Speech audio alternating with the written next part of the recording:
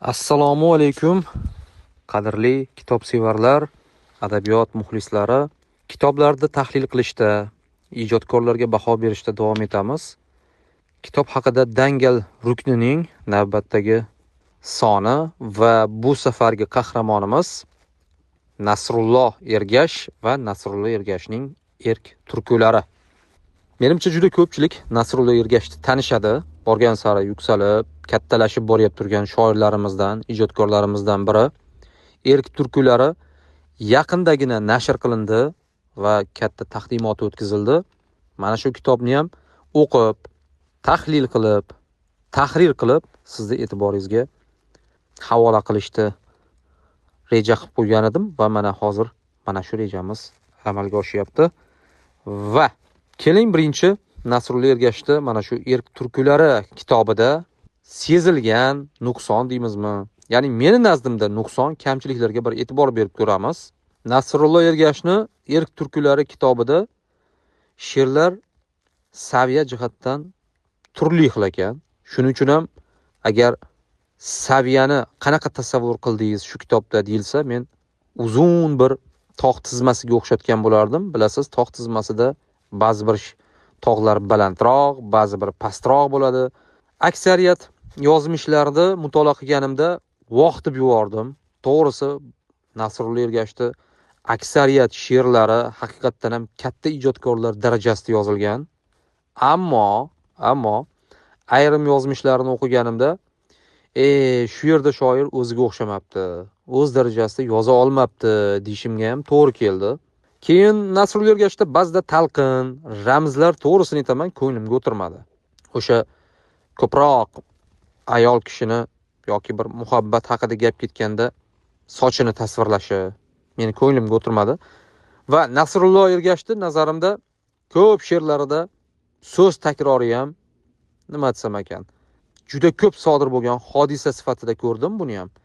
Ya'ni bitta she'rda masalan bitta so'zni bir necha marotaba takrorlagan. Imkon darajasida o'sha so'zni takrordan qochish kerak yoki shu so'zni ma'nodosh, o'xshash bir ko'rinishini tanlasa yaxshi bo'lardi. Masalan, sen uni uchirib yuborma Alloh nomli 25 qatorli ijod namunasida 10 marotaba Alloh so'zi ishlatilgan.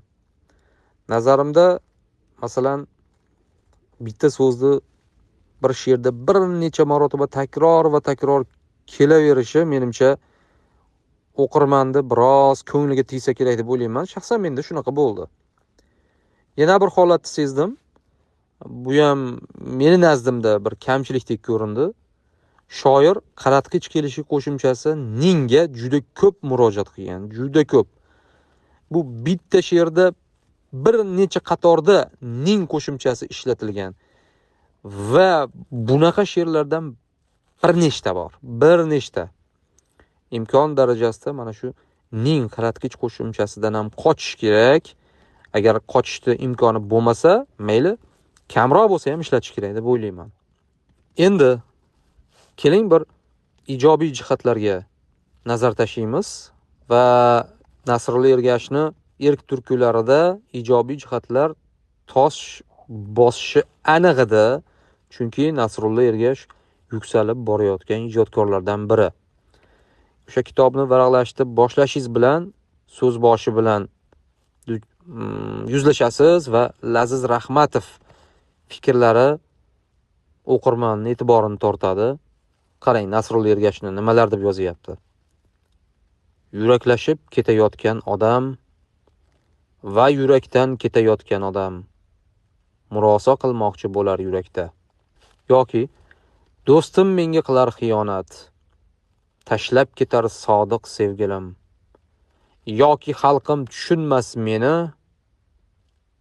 eng go'zal she'r yozmog'im uchun. Yoki ona, dunyodagi barcha yo'llardan nechun yuzingdagi ajinlar ko'proq? Bunaqa misralar har qanday bir kitobxonni, she'rxonni o'yga toldiradi. To'g'risini aytaman, Nasrulloh Ergashni anchagina she'rlari saviya jihatdan o'sha katta shoirlarimizga tenglashadigan ijod namunalari desam adashmayman. Masalan, Shahloning she'ri erta ko'z yumgan bir musavvir qiz haqida ekan. To'g'risi, mana shu she'rni o'qiganimda ta'sirlandim. Talqinga qoyil qoldim. 3 yo'l turkusining yakuni ham portlagan. Tasanno devorasiz. Yana ba'zi bir she'rlaridagi shu mahoratni ko'rib turib, ha, demak Nasrullo Ergash katta shoirlardan ekan degan bir fikr o'tadi miyangizdan. Nasrullo Ergash ustoz Usmon Azimga qarata yozgan "Yozing azizim" she'rini ham bir o'qing. Katta shoir Nasrullo Ergashga bir paytlar yozmang degan ekan. Ya'ni shunaqa baho bergan ekan Nasrullo Ergashga. Endi bu she'rni o'qisangiz bilasiz qolganini, qanaqa qiziq voqealigini. Nasrullo Ergashni Yurak soati, so'nggi Otello, Siz tug'ilgan kun, Vatan tizzasiga ko'milgan bobom, opam saltanatga, Shoir qandoq o'lar, Rauf Parfi portreti va yana ko'plab yozmishlari haqiqiy she'riy namunalar hisoblanadi. Men shunaqa deb hisobladim va mana shu she'rlarni o'qib olam tasavvurlar oldim. Nasrullo Ergashning Vatan dardi deb nomlangan she'ri ham jiddiy, ham samimiy yozilgan.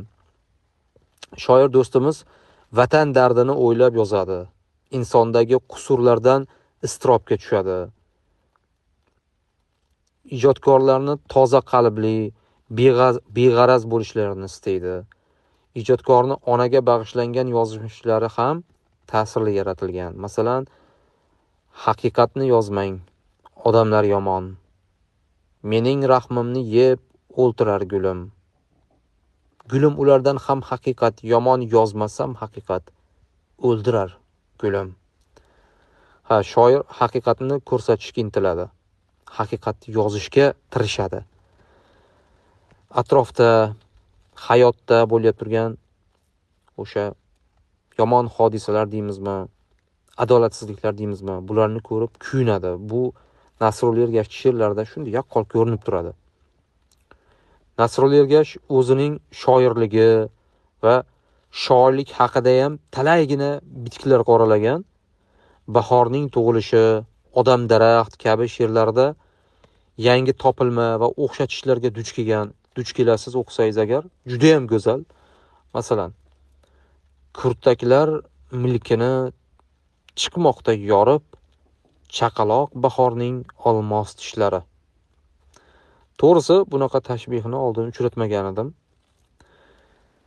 Qisqa qilib aytganda, kitobda meni ta'sirlantirgan yana bir qancha turkularning nomlarini keltirishim mumkin.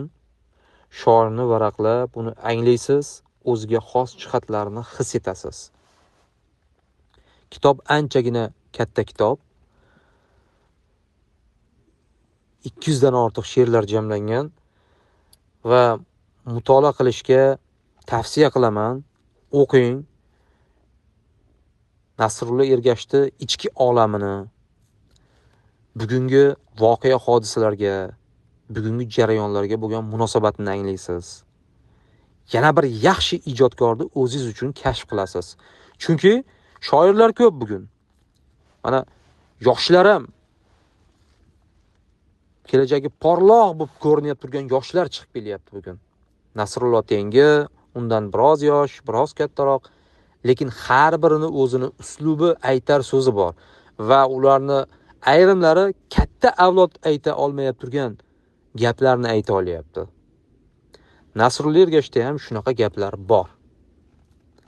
Ijodkor do'stimizga omad tilaymiz va erk turkularini yana ikkinchi qismi bor deb aytishgan edi va ana o'sha ikkinchi qismini ham nashrdan chiqishini kutib qolamiz. Chiqsa albatta o'qiymiz, tahrir qilamiz. Sog' bo'linglar.